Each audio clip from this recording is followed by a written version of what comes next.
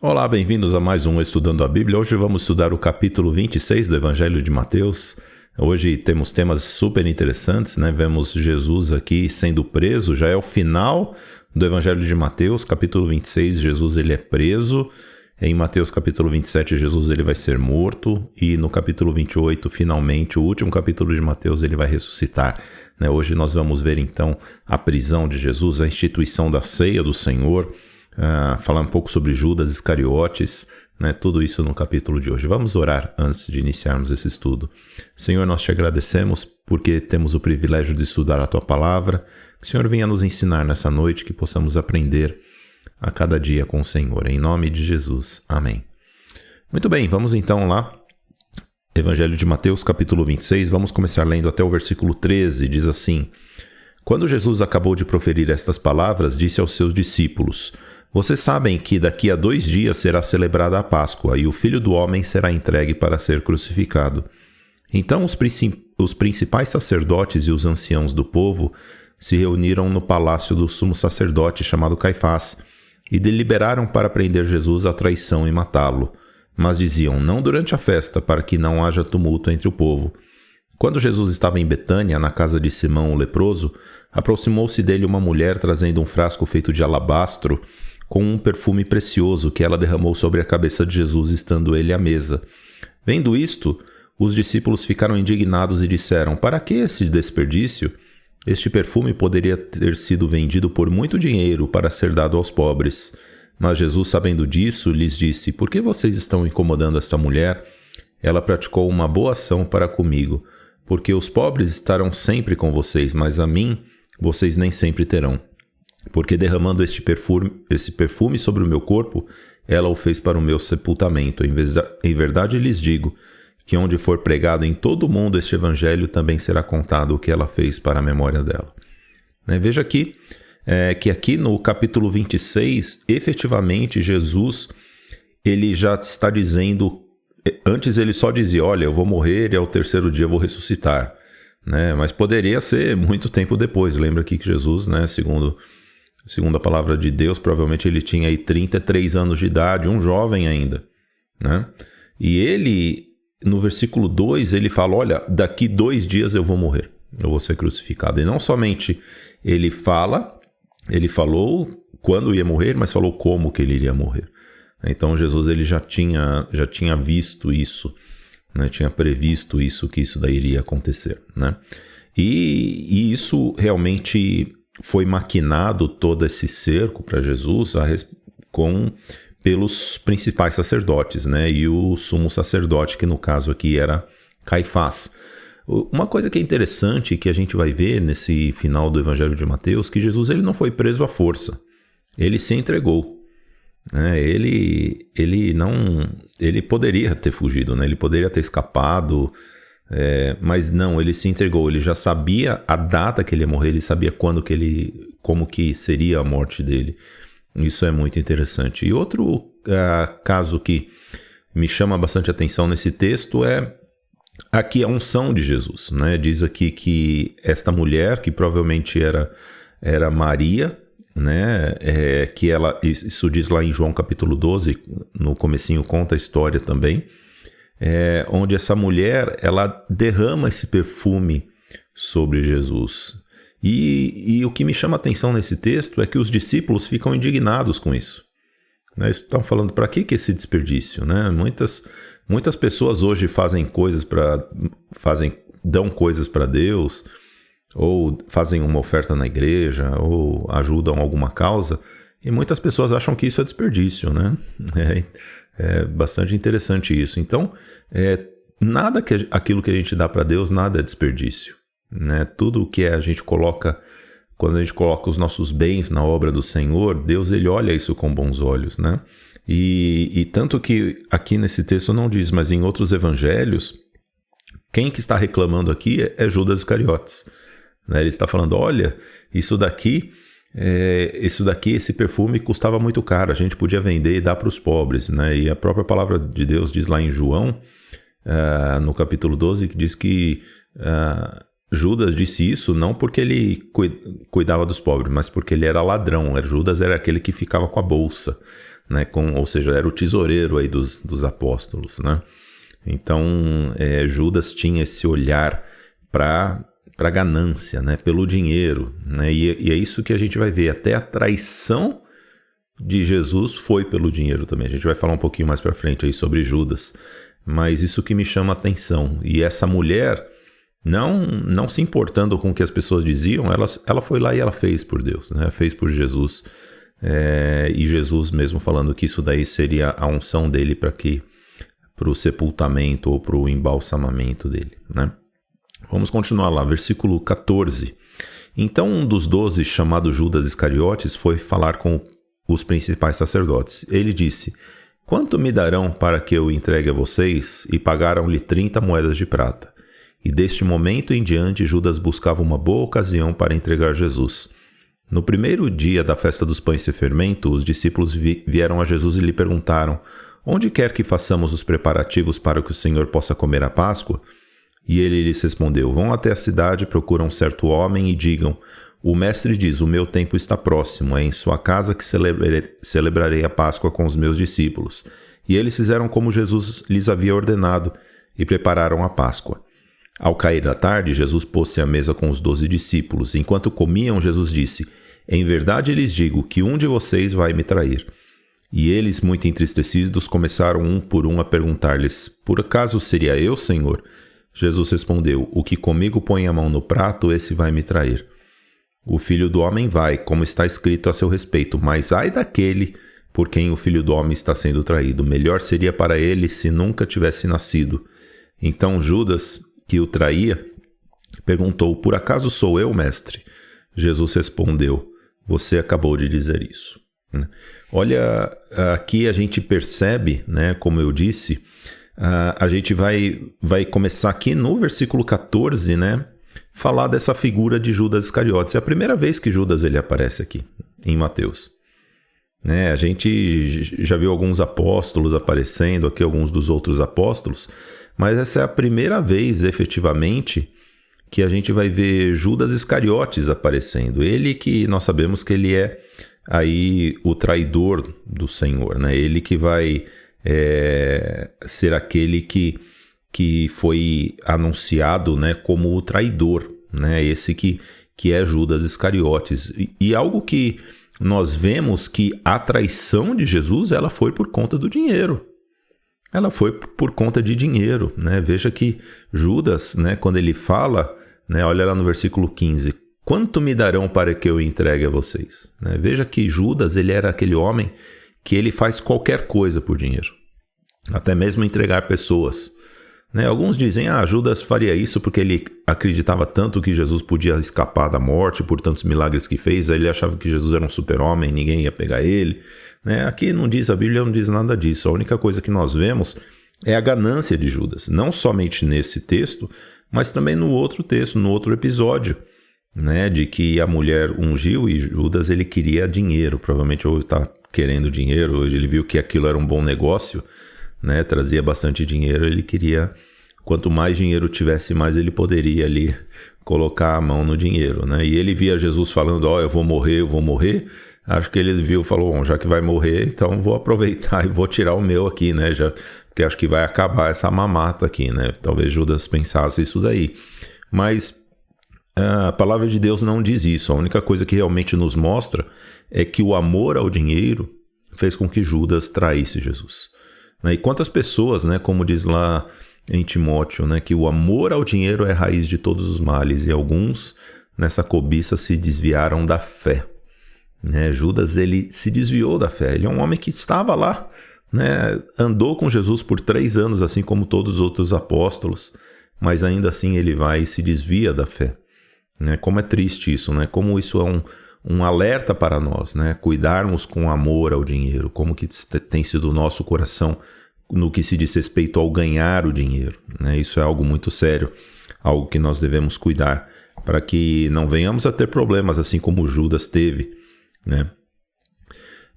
Versículo 26, aqui no versículo 26 a gente vai ver, vamos continuar. Enquanto comiam, Jesus pegou um pão e abençoando-o, o partiu e deu aos discípulos, dizendo, tomem e comam, isto é o meu corpo. A seguir, Jesus pegou um cálice e, tendo dado graças, o deu aos seus discípulos, dizendo: bebam todos dele, porque isto é o meu sangue, o sangue da aliança, derramado em favor de muitos para a remissão de pecados. E digo a vocês que desta hora em diante nunca mais beberei deste fruto da videira, até aquele dia em que beberei com vocês o vinho novo no reino de meu Pai. E, tendo cantado um hino, saíram para o Monte das Oliveiras. Então veja que aqui a gente vê a ceia do Senhor sendo instituída, né? Talvez aí um dos poucos textos bíblicos onde a gente vê a instituição da ceia do Senhor, né? Aqui a gente tem aqui em Mateus capítulo 26, lá em Lucas também temos uma passagem que ela é clássica, onde Jesus ele institui a ceia, né? A ceia que ela é um memorial, né? Mais para frente os próprios apóstolos vão nos ensinar a respeito da ceia, principalmente o apóstolo Paulo lá no livro de Coríntios, né? O próprio apóstolo Paulo ele recebeu do Senhor também, né?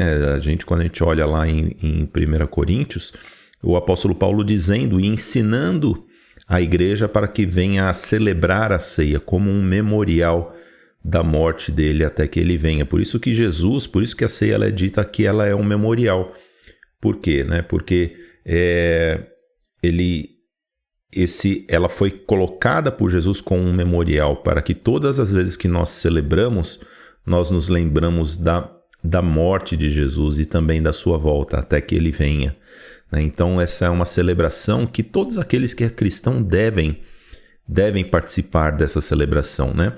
Algo que me chama muito a atenção, né? E eu gostaria de ler esse texto com vocês, que está lá em 1 Coríntios, né? 1 Coríntios, lá no capítulo 11, no versículo 26, né? Para a gente ver que isso foi realmente um memorial instituído por Jesus, né? Que o apóstolo Paulo, porque senão muitas pessoas falam, não, mas lá não tem mandamento, né? Isso não tem mandamento, mas aqui o apóstolo Paulo, ele fala aqui em 1 Coríntios 11, 23, olha o que ele diz, né? Olha lá.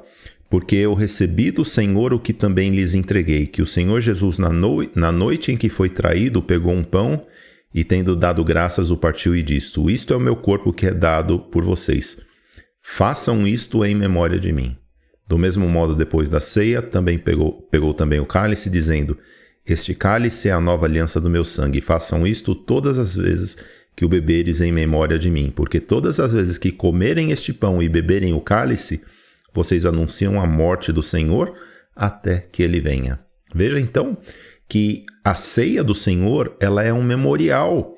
Ou seja, memorial de que nós anunciamos que Jesus morreu até que ele venha, até que ele volte, né? Então, ou seja, era algo para se cumprir periodicamente pela igreja, até que ele venha, né? E algo que é interessante, que a ceia também ela tem um sentido de que é um período. Por que nós devemos fazer periodicamente? Porque periodicamente nós devemos examinar o nosso coração para ver se estamos vivendo de maneira digna de sermos chamados filhos de Deus. Por isso que o apóstolo Paulo fala que cada um examine a si mesmo e assim coma do pão e beba do cálice. Existem 3 mandamentos aqui. Olha aqui no versículo 28. Que cada um examine a si mesmo, é o primeiro, examine a si mesmo. O segundo mandamento, coma do pão. E o terceiro mandamento, beba do cálice. Tem pessoas que examinam a si mesmo e não comem do pão e não bebem do cálice. Examinam e falam, não, eu não estou preparado, hoje eu não vou comer a ceia, não vou participar da ceia, porque Não, se examine quer dizer o seguinte, peça perdão pelos seus pecados, renove a sua aliança por Deus. Por quê?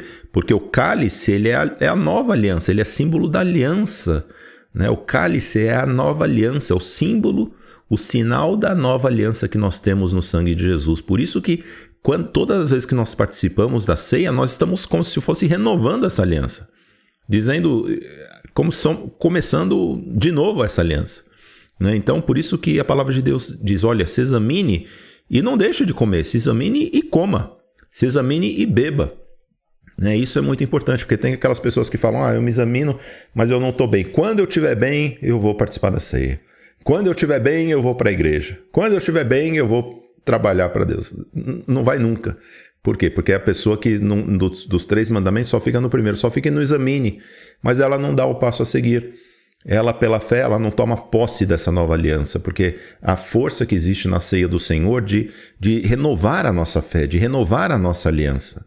Né? Aqui eu não estou querendo dizer que existe algo místico no pão e no cálice, né? Como é conhecido como a teologia da transubstanciação, que significa o quê? Que o pão ele vai virar a carne de Jesus, ou que o cálice ele vai virar o sangue de Jesus. Claro que eles são símbolos, né? Eles são elementos simbólicos, eles simbolizam a carne de Jesus, eles simbolizam o sangue de Jesus. Assim como o maná que era pão, né? Que era uma farinha, ele era símbolo do pão da vida, que é Jesus. Da mesma maneira, nós temos a ceia do Senhor, que ela é símbolo do corpo e do sangue de Jesus. Então, mas existe sim algo místico no sentido de que quando nós participamos desses elementos, quando nós tomamos esses elementos, sim, nós estamos dizendo ao mundo espiritual que nós somos filhos de Deus. Estamos reafirmando a nossa aliança com Deus. Por isso a importância de tomar a ceia do Senhor. Eu não sei, você que é cristão, se tem deixado de tomar. Não deixe de tomar. É importante que nós venhamos, nós que temos aí, somos filhos de Deus, Jesus ele instituiu isso como um memorial, até que ele venha. Então, até que ele venha, nós temos aí, periodicamente, a igreja do primeiro século fazia isso, a ceia todas as semanas. Tem igrejas que fazem uma vez por mês, uma vez a cada 6 meses. A periodicidade, qual que é a melhor? A maior possível. Por quê? Porque quantas vezes, às vezes, a gente acaba se distanciando do Senhor e precisamos desses momentos memoriais para voltarmos nos caminhos do Senhor. Um momento onde, como igreja, nós podemos estar juntos, participando da ceia, do pão e do cálice juntos, Voltando lá em Mateus capítulo 26, Jesus aqui, após ele instituir a ceia, vamos lá em Mateus 26, versículo 31, vamos continuar aqui. Então Jesus disse aos discípulos: esta noite serei uma pedra de tropeço para todos vocês, porque está escrito: ferirei o pastor e as ovelhas do rebanho ficarão dispersas. Mas depois da minha ressurreição, irei adiante de vocês para a Galileia. Mas Pedro, tomando a palavra, disse a Jesus: ainda que o Senhor venha a ser um tropeço para todos, nunca o será para mim. Mas Jesus lhe disse: em verdade lhe digo que esta noite, antes que o galo cante, você me negará 3 vezes. Pedro insistiu: ainda que me seja necessário morrer com o Senhor, de modo nenhum o negarei. E todos os discípulos disseram o mesmo. Em seguida, Jesus foi com eles a um lugar chamado Getsêmani e disse aos seus discípulos: sentem-se aqui enquanto eu vou ali orar. E levando consigo Pedro e os 2 filhos de Zebedeu, começou a sentir-se tomado de tristeza e de angústia. Então disse: a minha alma está profundamente triste até a morte. Fiquem aqui e vigiem comigo. E adiantando-se um pouco, prostrou-se sobre o seu rosto e orando, dizendo: meu Pai, se é possível, passa de mim este cálice. Contudo, não seja como eu quero, e sim como tu queres. E voltando para os discípulos, achou-os dormindo, e disse a Pedro: então nenhuma hora vocês puderam vigiar comigo? Vigiem e orem, para que não caiam em tentação. O espírito, na verdade, está pronto, mas a carne é fraca. Retirando-se pela 2ª vez, orou de novo, dizendo: meu Pai, se não é possível que este cálice passe de mim sem que eu beba, faça-se a tua vontade. E voltando, achou-os outra vez dormindo, porque os olhos deles estavam pesados. Deixando-os novamente, foi orar pela 3ª vez, repetindo as mesmas palavras.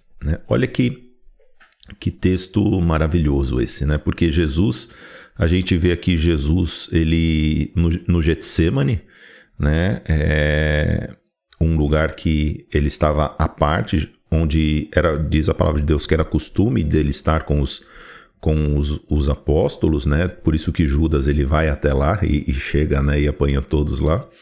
Mas aqui a gente percebe algumas coisas, um ensinamento maravilhoso de Jesus, Aqui Jesus, aí no Getsêmani, O primeiro ensinamento é Jesus falando, que ele iria morrer, e ele estava falando: olha, vocês vão me negar, E aí Pedro, se levanta e fala, Pedro, com todo o seu ímpeto, né, fala, não, Senhor, eu nunca vou negar o Senhor, né? E Jesus, ele fala, olha, antes que o galo cante, você vai me negar não uma vez, mas você vai me negar 3 vezes, né? A primeira coisa que a gente aprende aqui, a gente não deve discutir com Deus. Se Deus fala uma coisa, Deus, ele conhece a gente muito mais do que nós mesmos, né? Deus, ele conhece todas as coisas. Se Deus está dizendo alguma coisa, a gente não deve discutir com Deus, né? Não vamos passar vergonha na frente de Deus, a gente não precisa disso, né? Quando Deus fala, a gente abaixa a cabeça e obedece. Por quê? Porque ele sabe de todas as coisas, né? Aqui era hora para Pedro falar, Senhor, mas tem alguma coisa que eu posso fazer para que isso daí que o Senhor falou não aconteça, né? Provavelmente Jesus falou, vamos vigiar e orar comigo, que foi isso que Jesus, ele na verdade, ele vai fazer, né? Ele ainda, quando ele vai lá no Getsemane, ele fala, eu vou ali orar, né? E diz que ele leva, né? Olha lá no versículo, diz que ele foi orar, né, com todos os discípulos, e ele levou Pedro, Tiago e João, que era o círculo mais fechado, né? E falou, né, fiquem aqui, vigiem comigo, vamos vigiar junto, né? Porque a tentação aqui vai ser grande. Vamos vigiar juntos aqui, né? E Pedro, né, já sabendo que ele ia pisar na bola, ele não deveria estar dormindo, ele deveria estar orando, né? Por isso que esse grande mandamento de Jesus, vigiem e orem para que não caiam em tentação. O espírito, na verdade, está pronto, mas a carne é fraca, né? A gente vê que Pedro, ele não vigiou e orou, ele foi dormir, né? Isso é um ensinamento para nós, né? Quantos de nós sabemos que a carne é fraca, sabemos que a tentação ela está aí, né? Ela está, o diabo ele está andando ao redor, né? Ao redor, buscando a quem possa tragar. Ainda assim, tem muitas pessoas que estão dormindo, muitos crentes que estão dormindo, não querem saber de vigiar, de estar de olho, de ficar esperto, né? De orar.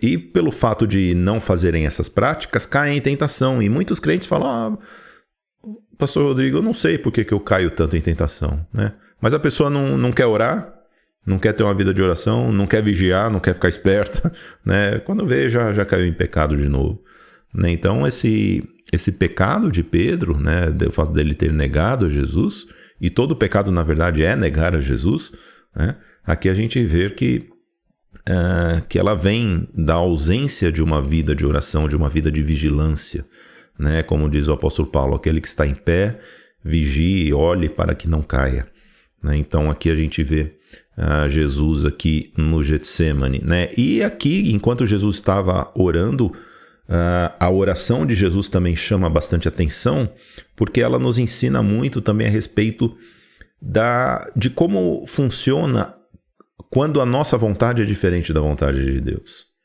né? Quando Deus ele quer uma coisa e a gente quer outra coisa, como que deve ser o modelo da nossa oração, né? Então a gente vê aqui Jesus, ele fala, olha, meu Pai, se não é possível que este cálice passe de mim sem que eu o beba, faça-se a sua vontade. Então Jesus está falando, ele poderia, né, pedir, Senhor, eu não quero.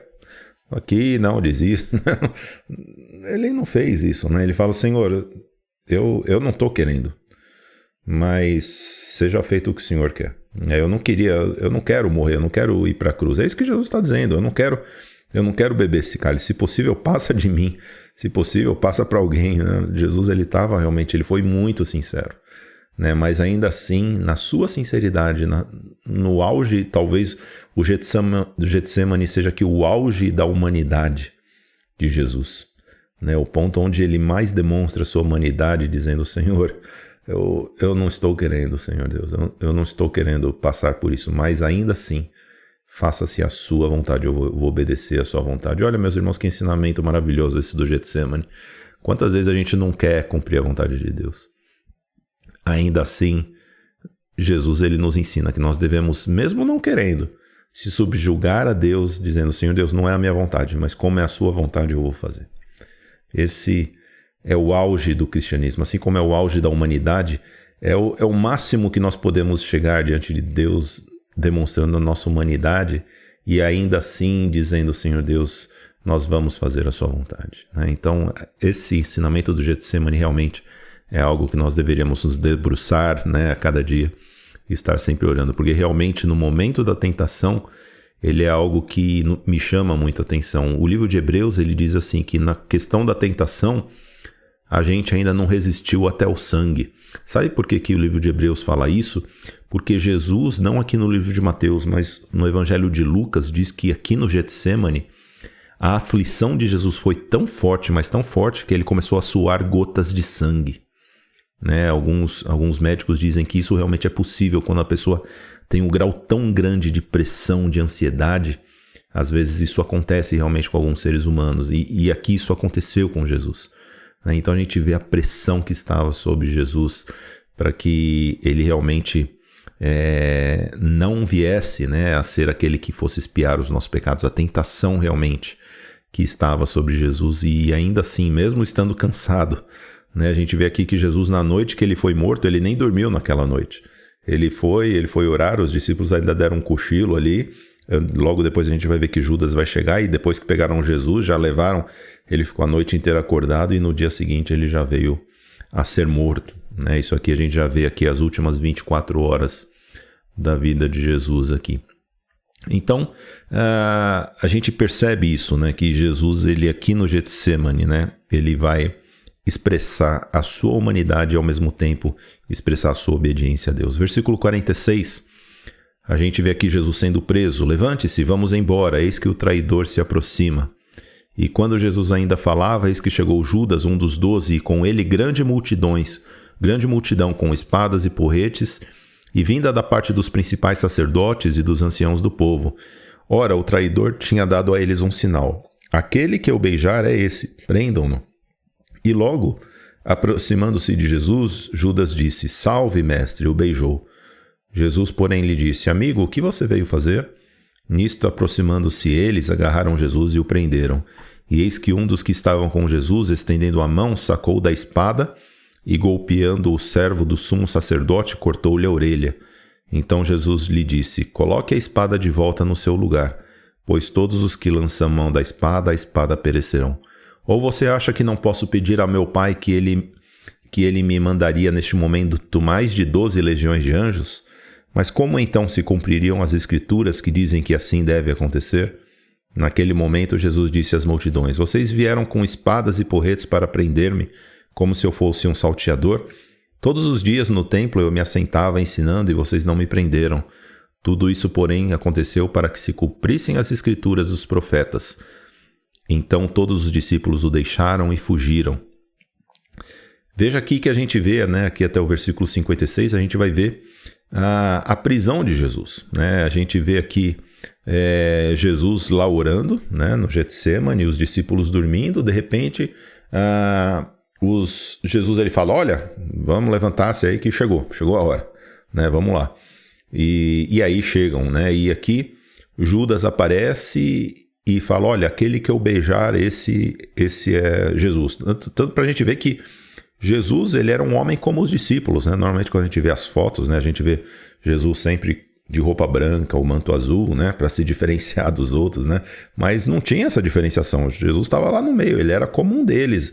Não sabia diferenciar quem que era um, quem que era outro, né, no meio dos 12. Então, no meio dos 12 estavam lá 13 homens e ninguém sabia quem que era Jesus, né, a não ser que ele falasse. Né? Então, ainda assim, Judas foi lá e deu um beijo para identificar Jesus, né? O beijo da traição, conhecido aí como um beijo da traição. E Jesus, Pedro, né, é aquele que é esse daqui que levanta e corta a orelha do servo do sumo sacerdote, né, que é Pedro, né, que se levanta para cortar a orelha do sumo sacerdote, né? Pedro, que é sempre aquele homem que tem o ímpeto de defender a Jesus, né? E a gente vê aqui que Jesus, né, a prova de que Jesus ele falou que ele realmente estava se entregando. Né? Veja aqui no versículo 53, Jesus ele fala, olha, você não acha que eu posso pedir ao meu Pai, ele ia me mandar mais de 12 legiões de anjos? Né? Você acha que eles estão me pegando que eu não estou deixando? É isso que Jesus está falando. Eu poderia orar aqui e Deus mandaria os anjos e iria me salvar aqui. Né? Mas Jesus ele fala, ó, eu já vi que isso ia acontecer. Isso tem que se cumprir do jeito que está nas Escrituras. É interessante, né, que muitas pessoas não sabem, mas a morte de Jesus já estava determinada lá no livro de Daniel. Né? Quando se faz o cálculo, né, das 70 semanas de Daniel, algo que a gente falou um pouquinho em Mateus capítulo 24, mas o estudo das 70 semanas do capítulo 9 de Daniel nos mostra que a data da morte do Messias estava determinada já nas Escrituras. Isso é bastante interessante. E tanto que muitos rabinos, né, quando estavam estudando o texto de Daniel, né, um dos rabinos fala, basta, porque ali está dito já quando que o Messias iria estar na Terra, né, e muitos anos antes aí de Jesus. Então, Jesus ele sabia pelas Escrituras, não foi um espírito que falou para ele. Ele estudou as Escrituras, ele viu aquilo nas Escrituras, né, claro que inspirado pelo Espírito Santo, ele leu e entendeu as Escrituras. Então, a gente não consegue lutar contra os desígnios de Deus. Né? Quando Deus ele age, quando Deus ele fala, a gente não pode agir contra, as pessoas não conseguem lutar contra os desígnios de Deus. Principalmente a maior obra de Deus, que é justamente o sacrifício de Jesus na cruz do Calvário. Né? Nada poderia parar de Jesus para subir naquela cruz. Né? Não tinha nada nesse momento que poderia impedir com que Jesus se entregasse por cada um de nós, né? Aí na cruz do Calvário. Versículo 57, né? E os que prenderam Jesus o levaram à casa de Caifás, o sumo sacerdote, onde se haviam reunidos os escribas e os anciãos. Pedro seguia de longe até o pátio do sumo sacerdote, e tendo entrado, assentou-se entre os seus servos para ver como aquilo ia terminar. E os principais sacerdotes e todo o sinédrio procuravam algum testemunho falso contra Jesus, a fim de o condenarem à morte. E não acharam, apesar de terem sido apresentadas muitas testemunhas falsas, mas afinal compareceram duas, afirmando: ele disse, posso destruir o santuário de Deus e reconstruí-lo em 3 dias. E levantando-se o sumo sacerdote perguntou a Jesus: você não diz nada em resposta ao que eles depõem contra você? Jesus, porém, guardou silêncio, e o sumo sacerdote lhe disse: eu exijo que nos diga, tendo o Deus vivo por testemunha, se você é o Cristo, o Filho de Deus. Jesus respondeu: é o Senhor mesmo quem está dizendo isso. Mas eu lhes digo que desde agora vocês verão o Filho do Homem sentado à direita do Todo-Poderoso e vindo sobre as nuvens do céu. Então o sumo sacerdote rasgou as suas vestes e disse: blasfemou. Por que ainda precisamos de testemunhas? Eis que agora mesmo vocês ouviram a blasfêmia. O que vocês acham? E eles responderam: é réu de morte. Então alguns cuspiram no rosto de Jesus e bateram nele, e outros o esbofeteavam, dizendo: profetize para nós, ó Cristo, quem foi que bateu em você? Pedro estava sentado fora do pátio, e uma empregada vamos até o 68 aqui. Olha o que aconteceu, né? A gente vê aqui Jesus sendo preso aqui, né, pelos principais judeus. E algo que me chama a atenção é que eles fazem um julgamento ali de Jesus que era proibido conforme a lei judaica. Por quê? Porque, segundo a lei judaica, o julgamento de um homem deveria ser à luz do dia e não à noite, como aconteceu aqui. Né? Então, esse julgamento de Jesus aí foi um julgamento ilegal. Né? Tanto que depois, né, em outros textos fala, né, a gente não pode, né, julgar um homem que não foi à luz do dia. Quando viram alguns dos principais sacerdotes, como José de Arimateia, como Nicodemos, que também eram dos fariseus, eles ficaram indignados. Como que julgaram ele e não estava todo mundo aqui? Por quê? Porque pegaram a maioria deles lá, né, que eram quem realmente queriam, a maioria dos principais do Sinédrio, né, que são os 70 sábios, né, nem todos eles queriam a morte de Jesus, mas a maioria queria. Eles fizeram esse julgamento ilegal de Jesus, né? Na casa do sumo sacerdote, que nem era o lugar para se fazer isso, né? Ainda assim, eles fizeram isso daí na casa do sumo sacerdote, às escondidas, à noite, e aí, ainda assim, né, eles colocam, né, aí essa sentença de morte em Jesus. Né? Então, e aí, a partir daí, eles levam Jesus para os romanos, para que ele fosse crucificado. Né? Versículo 69, né? Pedro estava sentado fora no pátio. Uma empregada se aproximou e lhe disse: você também estava com Jesus, o Galileu. Mas ele negou diante de todos e disse: não sei o que você está dizendo. Quando se dirigia para a porta, Pedro foi visto por outra empregada que disse aos que estavam ali: este também estava com Jesus o Nazareno. E ele negou outra vez com juramento: não conheço esse homem. Pouco depois, aproximando-se os que estavam ali, disseram a Pedro: com certeza você também é um deles, porque o seu modo de falar o denuncia. Então ele começou a praguejar e a jurar: não conheço esse homem. E no mesmo instante o galo cantou. Então Pedro se lembrou da palavra que Jesus tinha dito: antes que o galo cante, você me negará 3 vezes. E Pedro, saindo dali, chorou amargamente. Então a gente vê aqui Pedro negando a Jesus, aqui se cumprindo a palavra de Jesus. Pedro falando: olha, Jesus falou: olha, você vai me negar. E Pedro falou o seguinte: não, Senhor, de jeito nenhum vou te negar. Aqui, e os evangelhos falam: antes que o galo cantasse 2 vezes, Pedro ia negar 3 vezes. Então aqui Pedro, ele nega Jesus, cumpre as escrituras de Jesus. E aqui a gente vê essas 2 figuras, Judas Iscariotes e Pedro. O que me chama a atenção dessas... Porque foram 2 homens que a gente pode dizer que pecaram contra Jesus. E qual que é a diferença, então, entre Judas Iscariotes, que negou a Jesus entregando Jesus, e Pedro, que também negou a Jesus? Também falou: eu não conheço esse homem, eu não sei, eu nunca vi esse homem, Como se dos que estavam lá na casa do sumo sacerdote nunca ninguém tivesse conhecido a Jesus. E Pedro, ele fala, ele jurou. Ele começou a jurar e praguejar, soltar praga. Algo, e quando se jura, quando você se nega, isso é uma blasfêmia. Que pecado sério é esse? Tanto a traição como a blasfêmia são pecados que a gente não pode dizer imperdoáveis, porque Pedro, ele é perdoado, e o próprio Jesus, que toda blasfêmia que for sido contra o Filho, ela será perdoada, e Pedro aqui, ele vai realmente blasfemar contra o Filho, mas qual que é a diferença aí realmente entre Pedro e Jesus? É porque Pedro, o arrependimento dele, ele foi sincero, Judas aqui, ele cometeu um pecado, na verdade já estava, ele era um pecado que era imperdoável, porque o próprio Jesus, ele fala, no decorrer desse texto, ele fala: olha, ai daquele, melhor que não tivesse nascido, ai daquele por quem o Filho do Homem ele é traído. Então, não que existam pecados que sejam menos sérios ou mais sérios. Todo pecado diante de Deus, ele nos afasta de Deus. Mas como tem sido o nosso coração para estar perto de Deus? A gente vê que Judas, o intuito dele, o coração dele estava no dinheiro. Pedro, o coração dele estava no Senhor, mas ele ainda tinha algumas coisas para resolver. Ele tinha ele em primeiro lugar ainda, mas o coração dele estava no Senhor. Por isso que quando Jesus ressuscita, ele pergunta 3 vezes para Pedro: Pedro, você me ama? E realmente nós que, mesmo pecando, quantas vezes às vezes nós pecamos contra Deus, o que importa é o nosso coração. Será que nós amamos ao Senhor de verdade? Como tem sido o nosso amor pelo Senhor? Esse é o maior dos mandamentos, conforme Deuteronômio capítulo 6. Ouve, ó Israel, amarás, pois, o Senhor teu Deus de todo o teu coração, de toda a tua alma, de todas as tuas forças. Então, esse é o maior dos mandamentos, a grande lição para nós, realmente, nesse capítulo, onde a gente vê Jesus sendo preso, Jesus sendo julgado.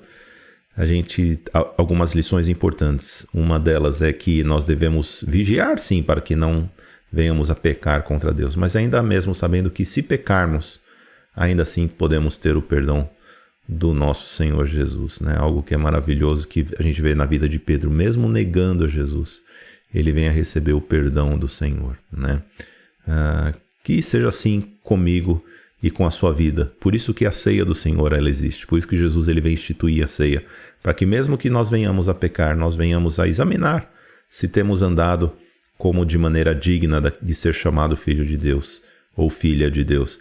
Que você possa examinar a sua vida, como você tem andado, e aí sim, renovar a sua aliança com Deus e não deixar de participar na sua igreja e da ceia do Senhor. Que Deus abençoe a sua vida. Vamos orar. Senhor Deus, nós te agradecemos pela tua palavra, queremos te louvar, Senhor Deus, por tantos ensinamentos importantes, Senhor. Não permita, Senhor Deus, que venhamos a pecar contra o Senhor, mas que possamos sempre, Senhor Deus, estar aplicando o nosso coração, Senhor Deus, a estarmos sendo vigiantes, Senhor Deus, estarmos orando para que não entremos em tentação, porque sabemos que verdadeiramente a nossa carne é fraca, Senhor Deus. Fortaleça a nossa fé, Senhor Deus. Que o Senhor nos abençoe nessa noite, nós te pedimos em nome de Jesus. Amém. Muito bem, que Deus abençoe a sua vida. Temos ainda mais 2 capítulos, faltam apenas mais 2 capítulos, capítulo 27 e capítulo 28. Não deixe aí, na semana que vem voltaremos com o capítulo 27. Um grande abraço, que Deus abençoe a sua vida.